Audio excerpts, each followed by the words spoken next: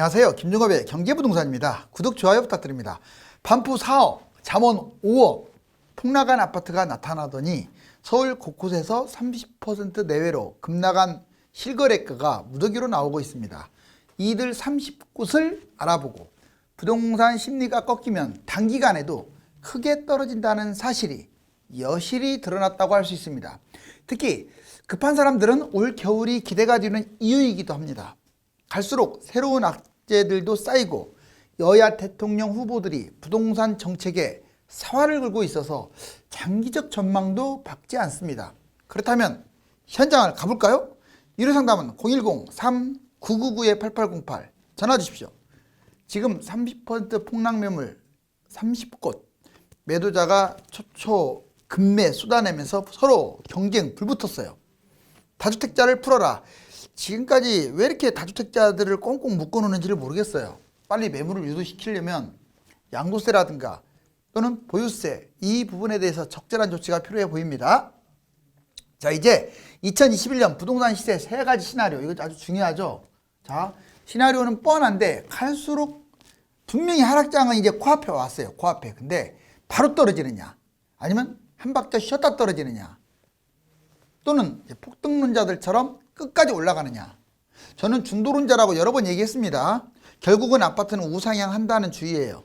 자, 그렇지만 여기 보자고요. 21년 지금 현재 11월 달 현재, 그리고 22년 상반기, 그리고 내년 22년 하반기, 그리고 23년 이렇게 나눠서 한번 볼게요. 먼저 집값이 하락한다. 그리고 상승 후에 떨어질 것이다. 무슨 소리냐? 계속 올라간다. 지금 점점 집값이 하락한다. 퍼스트가 올라가고 있습니다. 30%. 그리고 상승 후에 결국은 떨어질 것이다. 1년 안에 떨어질 것이다. 이게 50%. 둘이 합쳐서 80%가 이제 1년 버티기 어려울 것이다 라는 판단입니다. 집값이 올라간다. 뭐 2, 3년 더 계속 뛴다. 20%밖에 안 돼요. 저는 A, B 굳이 따지자면 아직은 B가 좀 더 우세하다고 보여져요. 먼저 2021년 지금 현재 대출 금지 금리 인상으로 떨어지고 있는 거예요. 그리고 집값 하락, 지금 후보들이 서로 경쟁하고 있어요. 자, 여당 후보는 당장 지금 다수당 그걸 내세워가지고 정책, 법안까지 통과할 예정이에요. 그러면 이게 적극적으로 이미 대선 후보 과정에서도 이렇게 경쟁이 붙으면 집값이 떨어질 수밖에 없어요. 그러다가 내년 하반기 때 이제 정부가 교체되잖아요. 사실상은 이제 내년 상반기에 정부가 교체되지만 6월달 지자체 끝나고 정비를 한 다음에 집값을 떨어뜨려야 하니까 아마 본격적 하락은 내년 하반기 강력한 대책을 쏟아낼 거예요. 여기서 강력하다는 말은 지금까지 쇼만 했던 그런 강력한 대책이 아니라 진짜 필요한 대책을 내놓는다 이거예요. 자, 2023년 정책의 효과가 나타나면서 집값은 이제 대세 하락, 한 3에서 5년간 급락, 이게 무려 30%나 돼요. 약간 돌아가는 상황을 볼게요. 자, 거의 대부분 지금 대출 금지 금리 인상으로 집값 떨어지는 건 현실이니까 올 겨울까지 빠질 것 같아요. 그런데 결국은 강력한 대책이 나오질 않으면 잠깐 또 반등할 수가 있어요. 집값 방관하고 있고 대선 전국이라서 좀 부담이 되죠. 그런데 결론적으로는 오래 못 가고 정부 교체되고 뭐 정권이 교체되든 대통령이 바뀌든 뭐 여당이 되든 야당이 되든 상관없어요. 강력한 정책이 아마 나올 가능성이 큰데 그렇게 되면서 내년 하반기 정도 이제 서서히 정책 효과가 나타나 가지고 집값이 하락한다. 결론적으로 얘하고 차이점은 잠깐 더 반등을 하느냐 한 6개월 정도 그냥 쭉 떨어져 버리느냐 하는 차이예요. 무슨 말이냐? 집값 계속 올라간다. 자, 대출 금지 금리 인상 할 때 좀 내려오는 듯 하지만 결국은 집값 방관하고 대선 전국까지 가게 되면 어쩔 수 없이 올라갈 수밖에 없고, 자, 부동산 아마 정권 교체되든 정부 교체되든 그렇게 세금 문제 때문에 코로나가 아직 끝난 것도 아닌데 강력하게 나가기 힘들다. 무대책일 것이다. 그리고 정부가 교체됐어도 계속 집값은 방치할 거다. 해외는 집값 계속 뛰고 물가가 올라가는데 무슨 집값을 강력하게 잡겠느냐. 바로 이런 주의예요. 다 셋 다 일리는 있지만 유력한 것은 B고, 자, 이 B의 염두를 두면서 A 전략을 짜는 게 좀 어떨까. 자, 이제 여야 대통령 후보들, 그러면 여야 대통령 후보들을 먼저 한번 알아보자고요. 자, 이재명 250만 호 분양, 이거 끝나고 30곳인데 어디가 이렇게 많이 떨어지는지 좀 보자고요. 250만 호 분양. 조금 아쉬운 점이 있다면 너무 아직도 공공임대, 뭐 임대에서 지금 참 피곤해요. 자, 지금은 임대보다 일반인들이 집을 직접 추첨이든 가점이든 매입하는 게 더 중요하고, 임대는 폭락장애해야 돼요. 막 하우스부가 생기니까, 미분양 넘쳐나니까. 그렇지, 어찌됐거나 많이 합니다. 아무튼 250만 원. 개발이익 환수, 이건 상당히 잘하는 거라고 봐요. 건설사라든가 이런데. 그러니까 분양가가 자꾸 높잖아요. 개발이익 환수하고 비필수 세금, 즉 갭투자라든가 거주도 안 한 것들에 대해서는 세금을 때리겠다. 자, 분양 원가 공개. 그렇죠. 지금까지는 모든 정권이 다 건설사 편이었어. 국민 편이 아니에요. 원가를 공개하겠다는 것은, 이거는 객관적으로 분양가를 내리겠다는 뜻이에요. 집값을 떨어뜨리겠다. 자, 전체적으로 집값 하락 대책이 많습니다. 윤석열, 자, 250만 호 분양, 대출 세제 정상화. 지금 대출 갖고 집값을 잡으려고 하는 것은 한계가 있다. 대출만이 아니라 세금 문제. 지금 세금이 막 아주 좀 심각하죠. 세금으로 집을, 제가 보기에는 다른 나라보다 너무 심각해. 좀 사회주의 같아요. 세금만 본다면. 자, 3주택 대출 회수할 것이다. 대신에 이 사람도 다주택자들은 잡겠다, 이런 뜻이에요. 청년 원가 공급을 하겠다. 왜? 저출산 지금 이런 문제로 심각하니까. 아무튼 전반적으로 분양도 많이 하고, 그 다음에 불필요한 정책은 없애고, 다주택자들은 두드러 잡고, 뭐 이런 거니까 정책 효과는 좋은데, 글쎄요, 좀 행정 경험이 부족해서 이게 좀 문제죠.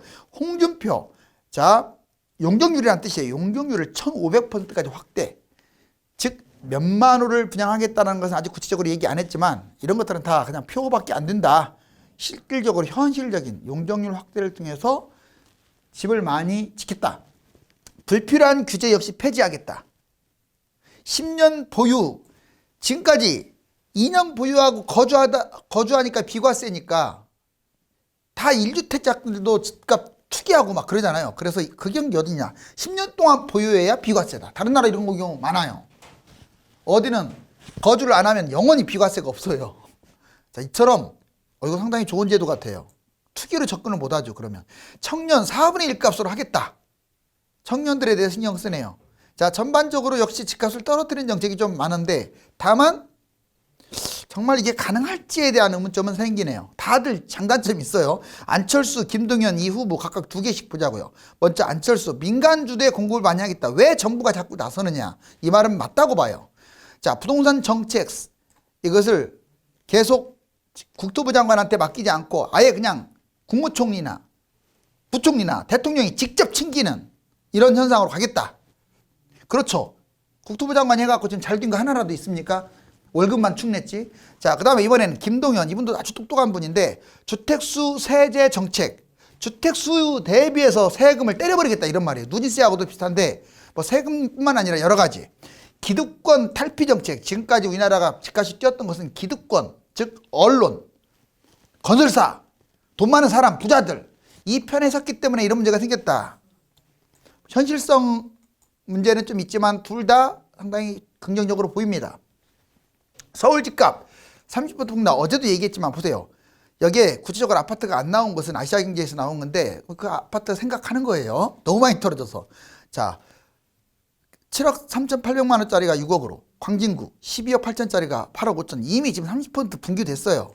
자, 노원구 10억 5천만 원이 8억 1,300, 그 다음에 관악구 11억 6천만 원이 9억 3천, 성남시 9억 1,900만 원이 6억, 30% 이상 분규됐고, 구리시 13억 3천이 10억, 역시 30% 이상 분규됐고, 여기도 보시면 이제 좀 많이 떨어진 거, 이거 지금 다 지금 하락거래거든요. 지금 마이너스로 쭉 화살표 떠 있죠. 자, 청광 플러스 원 큐브 3차 마이너스 11%, 둔청동 현대일체 아파트 마이너스 3%, 자, 미아동 SK 북한산시티 마이너스 8%, 그리고 봉천동 세웅모 리치타운 마이너스 7.25, 구로구의 항동 하버라인 3단지 마이너스 3.38, 그리고 관악 벽상타운 마이너스 3.5, 사슴 3단지 월계동에 있죠. 자, 마이너스 5.36, 하나 꿈의 그린 마이너스 4.31, 서울가든 도봉동에 마이너스 4.36, 자, 방학동 신농아 아파트 4단지 마이너스 10%, 그리고 흑석동의 흑석동양 아파트 마이너스 7.41, 내곡동의 서초 포레스타 1단지 무려 마이너스 16.2%, 그리고 성북구 정릉동의 정든 푸른마을 동화 마이너스 11.25. 이거는 좀 이제 하월곡통의 레미안 월곡 같은 경우 10억이 6억으로 떨어져서 마이너스 42.69, 약간 징여로 보이는데 확인은 안 해봤습니다. 하월곡통의 레미안 월곡 역시 11%. 자, 그 다음에 신대림 신동아 파밀리에 대림동에 있죠? 마이너스 10%. 자, 지금 이것만 있는 게 아니라 이거 일부만 뽑은 거예요. 자, 이거 지금 박상혁 의원실에서도 뽑은 건데, 이렇게 급급매 안 팔리면은요, 급급매로 팔 수밖에 없어요. 그리고 하락장에 왜 이렇게 싸게 파는 줄 아세요? 제가 수도권이나 서울이나 지방이나 별로 좋지 않은 곳을 집을 잡지 말라고 하는 이유를 가르쳐 드릴까요? 반토막 나도 그냥 던져버리고요. 자기가 돈이 있기 때문에 던져버리고 서울에 또는 경기도에 입지 좋은 곳에 더 많이 떨어진 금매로 갈아탄단 말이에요. 그래서 얘가 문제가 되는 거야. 안 좋은 곳들이. 안 좋은 곳은 얼마가 떨어지든 싸니까 던져버린단 말이에요. 그래놓고 많이 떨어진 걸로 갈아탄다고요. 물론 지금은 그렇게 안 해요. 지금은 뭐 이렇게 떨어져봤자 무슨 여기 보니까 10%, 20%, 많이는 뭐 30%인데 폭락장 때 한 3, 4년 후를 말하는 거예요. 자, 이제 2013년에서 2026년. 자, 부동산 흐름 보자고요. 자, 2013년 지금 갈수록 빨개지네요. 자, 상승장 때 보니까 4억짜리가 15년에 5억을 했더라고요. 자, 17년에 더 빨갛죠. 7억. 2020년에 10억. 자, 2021년 현재 12억. 4억이 12억. 세상에 서울 3배 쪘어요. 집값 대폭등했네요. 그러면 이제 시뮬레이션으로 이제 이번에는 예측입니다. 자, 이제 내년 하반기부터 떨어진다. 대략 내년 하반기 때 12억 했다고 하는 아파트가 떨어진다. 23년에 10억, 2억은 가볍게 떨어지죠. 자, 그 다음에 24년 8억, 25년 7억, 26년 6억. 즉 반토막 나는데 약 4년이 걸리고 집값 폭락. 갈수록 더 색깔이 진해지죠. 즉 이렇게 지금까지는 뛰어왔던 게 이렇게 내려간다는 거 꼭 잊지 마세요. 이 기간만큼 이 금액이 떨어질 확률이 커요. 즉 기간하고 하락폭은 비례한다. 지금과 폭락장, 무주택자, 유주택자 매매 방법. 자, 눈썹, 눈, 코, 입이 다 있네요. 자, 여러분들 지금하고 폭락장 때는 전략을 달리해야 돼요. 특히 부동산에 대해서 관심을 별로 못 가졌거나 불인이, 부동산의 어린이, 초보자들 말하죠. 대부분 부동산 한 80%는 이 사고방식에서 못 벗어나요. 지금의 모든 제도나 지금의 모든 시세 또는 여건이 영원히 지속될 것으로 착각을 해요. 그러니 융통성이 없어갖고 그 시각밖에 없다 보니까 부동산으로 후회를 합니다. 그러지 마시고, 자, 지금하고 점점 집값이 내려갔을 때 전략을 달리하세요. 자, 예를 들면 지금 나는 뭔가를 해야겠다 하는 사람은 분양이 최고예요. 릴레이식 분양. 물론 좋은 곳 있고 안 좋은 곳 있는데 아쉬운 대로 분양이 그래도 금매 잡는 것보다는 훨씬 낫죠. 다만 가점이 좋거나 특공 자격이 되면 좀 더 좋은 곳으로 하는 게 좋겠죠. 그리고 현금 저축을 하세요. 집을 살 생각을 하지 말고. 아무리 이미 인플레 이야기 꺼낼 단계 지났어요. 지금 너무 자산, 즉 주식이라든가 부동산이라든가 이런 위험자산이 너무 폭등을 했어요. 그렇기 때문에 지금은 인플레를 따지는 것보다요, 그 거품을 따져야 돼요. 거품이 문제인 거야. 저평가, 저가 아파트, 주변에 저평가, 저가 아파트 있다, 이 정도면 괜찮다 하면 세대수 보면서 사는 거예요. 그 실거주 중심, 자본금에 여유가 있고 무리를 하지 말라는 거예요. 4억짜리를 잡아도 5천밖에 안 되고 1억밖에 안 되면 4억짜리 잡으면 안 돼요. 자, 이해 가셨죠? 왜? 지금은 그 4억짜리도 2억에서 뛴 거니까. 자, 그런데 이제 서서히 집값이 내려간다. 달라져요.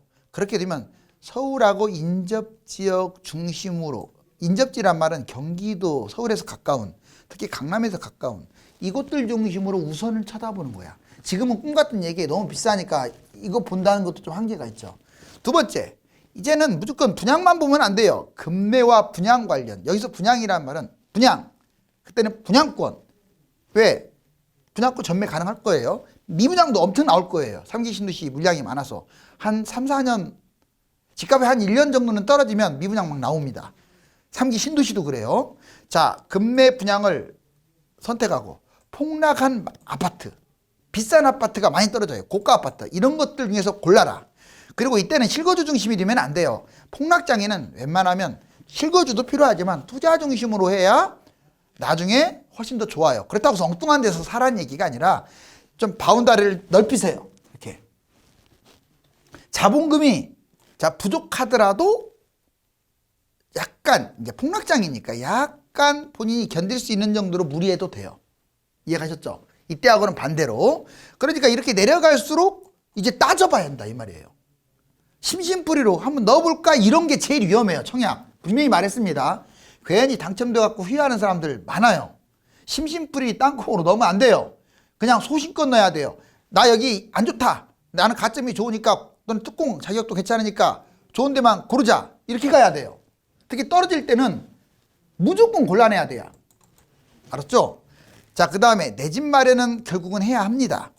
입지, 타이밍, 물건은 아파트 말하죠. 이걸 잘 선택해서 이 상황에 맞게끔 선택을 하자. 자, 1년에서 4년 그리고 5년에서 10년 이것 구분도 해야 돼요. 뭔 말이냐? 자, 1년에서 4년 소폭 하락하고 그 다음에 또 폭락지역 이렇게 구분할 수가 있고, 또 하나 5에서 10년 지나면 또 올라갈 거 아니에요. 장기간 오르지 못하는 곳과 정체하는 곳과 장기간 상승하는 지역을 구분해 보자고요. 먼저 여기 보시면 자, 1년에서 4년은 소폭 하락하니까 마음에 드네요. 그쵸? 아무래도 가격이 싸니까 소폭 하락한다는 거지. 뭐 이 일대도 가격이 막 10억 하면 이건 5억으로 떨어져요. 알았어요? 잊지 마세요. 지방도 마찬가지야. 자, 그러니까 상대적으로 그렇다는 거야. 이쪽과 오른쪽에 비해서. 근데 얘들의 장점은 1, 4년 소폭 하락인데 5에서 10년 다음에 올라갈 때 별로 뛰질 않아. 결론적으로는 나쁘다는 뜻이에요. 이 하락에 포커스를 둘 게 아니라 다음에 얼마나 더 가느냐가 더 중요한 건데 이게 못 가는 거니까. 얘는 1, 4년은 큰 폭으로 떨어져요. 나쁠 것 같지만 왜 비싸니까 많이 떨어지죠. 근데 결국은 5에서 10년 상승장에 얘는 게임이 안 될 정도로 올라가 버려요. 결국은 하나만 골라라면 여기가 맞아요. 여기는 웬만하면 고르지 말고, 특히 대신에 지금 무리하게 이쪽이든 이쪽이든 잡으려고 하기보다는 하락장에 이쪽 위주로 잡아라. 자, 뭔 말인지 이해 갔죠? 그러면 소폭 하락하면서 장기적으로 안 좋은 곳들, 경기, 인천, 지방입니다. 특히 지방, 인천, 경기 순으로 지방이 제일 안 좋고 인천, 구축이 상대적으로 이제 단합다기보다도 신축보다는 구축이 상대적으로 안 좋고, 그 다음에 상승폭이 적은 곳들, 이런 곳들은 결국 또 안 올라가요. 덜 떨어지지만 올라가지 않아요. 저가 아파트, 나홀로 아파트 이런 것들이 여기에 해당되고, 아파트가 아닌 것들이 또 여기에 해당돼요. 이런 거 잡으면 안 되죠. 호재도 그냥 평범한 거. 자, 이곳은 싼 맛은 있지만 실거주로만 접근하시고, 자, 오른쪽 보시면 자, 하락장에는 이거 잡아야 돼요. 강남, 서울, 신도시 또는 경기도에 조금 입지 좋은 곳. 그 다음에 재건축, 재개발, 신축 이런 것들을, 특히 재건축, 재개발이 많이 떨어지거든요. 이런 것들을 잡는 게 좋아요. 상승폭이 큰 곳이 하락장에 많이 떨어집니다. 자, 고가 아파트도 많이 떨어져요. GTX, 아마 이때는 GTX 얘들이 떨어질 때는 막 떨어질 거예요. 왜? 얘들이 많이 떨어진다고 했잖아요. 지금 GTX 거품이 많아요. 지금 GTX 거품 있는데 잡으면 안 돼요. 너무 많이 떨어져요. 근데 떨어진 다음에 잡으라고. 왜? 어차피 장기적으로 좋다고 하니까. 자, 시도별 투자지역과 매물량 지수. 여러분들 여기 보세요. 경상남도, 충청북도, 대전광역시, 전라북도 이 네 곳만 지금 전월 대비 투자자들이 늘어났어요. 그리고 세종부터 경기도까지 이곳이 무려 이렇게 묶은 이 묶은 곳이 투자자들이 줄었어요. 즉 안 좋다는 거예요. 그럼 누가 제일 많이 줄었냐? 여기 경기도가 제일 안 좋고, 강원도, 서울특별시, 전라남도, 부산광역시 서로 앞서거니 뒤서거니. 자, 매물만 엄청나게 늘어나고 투자자는 확 줄어들었어요. 그러니까 대부분의 지역들이 지금 매물만 쌓이고 있고 투자자가 줄었다. 이 말은 집값이 떨어진다는 근거이기 때문에 이거 지금 웬만한 그 도지역 빼놓고는 광역시든 서울이든 경기도든 안 좋아요. 자, 그 다음에 시중 온라인 매물 증감 이거 보세요. 자, 매물량 지수가 이렇게 늘어났어요. 여기 어디냐? 인천, 광역시, 동구. 순서대로 말하는 거 이거 전국 순서입니다. 오산시, 포천시, 여주시, 보령시, 안성시, 자, 수원시, 장안구, 의왕시, 군포시. 왜 이렇게 많이 매물이 늘어난 줄 아세요? 여기 보세요. 엄청 늘었네요. 매물이. 거의 더블 이상 늘었죠. 너무 뛰어버린 거야, 얘들. 요즘 오산 막 엄청나게 뛰었잖아요. 군포도 엄청나게 뛰고 입지는 별로이면서 많이 뛰었기 때문에 이렇게 매물이 늘어나는 거야. 이런 데는 팔릴까봐 안 팔릴 것 같은데요. 이번에는 반대로 매물 감소는 하나같이 막 그 중소도시 강원도 동해시, 부산도 뭐 중구 별로 안 좋은 곳, 강원도 태백시, 문경시, 칠곡군 이런 식으로 이런 데는 매물이 줄어서 좀 더 올라갈 것 같다 이 말이죠. 자, 이제 전국 매매 심리지수와 가격 변동률. 매매 심리지수 보니까 지금 7, 8, 9. 자, 8월 달에 정점 찍은 거 보이죠? 여름에. 그래서 쭉 내려왔네 이렇게. 맞죠? 지금 10월 달 여기. 자, 그다음에 시세도 보면 수도권 내려가고 있고 전국 내려가고 있고 지방도 내려가고 있고 서울도 내려가고 있어요. 매물은 자꾸 이렇게 시세가 아직 마이너스까지는 안 내려왔지만 사실상 거래되는 것들은 마이너스가 더 많은데 시세가 빠지고 있다. 서울 주요 지역도 아직은 조금 강남 쪽이 좀 강세네요. 강남도 막 떨어지고는 있는데 워낙 뜨거웠기 때문에. 자, 이제 한국 자가 거주 비율 다른 나라하고 비교할게요. 우리나라 59.1, OECD 평균 67.7이 한참 모자라요. 아니, 자기 집에서 거주하는 비율 말하는 거예요, 이게. 그러면 왜 이렇게 자기 집에서 거주하는 비율이 많냐? 우리나라는 갭투자가 있고 다주택자들이 너무 많이 집을 갖고 있다 보니까 이런 현상이 벌어지는 거예요. 이거 보세요. EU 71.8, 미국 64.1, 프랑스 60.6, 영국 64.9, 이탈리아 71., 다 70, 60이 넘어요. 자, 이번에는 서울 매수세, 강남 3구까지 번지나 여기 지금 2030이 이거 서울 보세요. 지금도 이렇게 많이 매수하고 있네요. 서울을. 돈 많아요. 자, 부모 찬스를 살린 거죠. 강남은 더 늘어났어, 이 서초구는. 부모 찬스. 근데 이거는 나는 좀 이해가 안 가요. 강남 정도 살면은 이 사람들이 돈이 좀 있는 사람들이고 부동산 좀 아는 사람일 텐데 이제 와서 이렇게 증여를 한다? 이건 상당히 안 좋다고 봐요. 영원히 올라간다는 생각 때문에 증여하는가 본데 강남이 제일 많이 빠질 거예요. 항상 증여를 하더라도 하락장에 증여해야 돼요. 제가 상담을 해보면 의외로 강남 3구 사람들이 그냥 갑자기 부자가 된 거지 부동산 지식은 별로인 것 같아요. 자, 이제 외국인 국내 아파트 매수와 건축물 거래 현황. 외국인 7조 원대 아파트 쇼핑 뒤에야 정부, 저기 보세요. 자, 3조 1691억 원을 외국인이 쓸어 담았는데 이것도 중국인이 최근 4년간. 중국인이 압도적이야. 미국인도 2조 1900. 뭡니까 이게. 외국인들이 이렇게. 왜 외국인들한테 쇼핑하게끔 만들어요.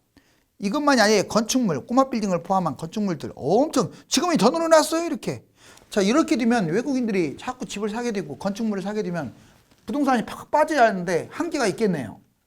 자, 지금 30% 폭락 매물 말했는데 이 오징어 게임 같은 좀 부동산 흐름이 안 됐으면 좋겠어요. 부동산은 흐름에 따라 청약과 매매 갈아타기 등의 전략과 방법을 달리해야 합니다. 집값이 떨어질수록 상급지로 올라가려는 노력이 필요하며 선택의 폭이 넓어지기 때문에 지금의 상황만 보고 불안해해서는 안 됩니다. 감사합니다.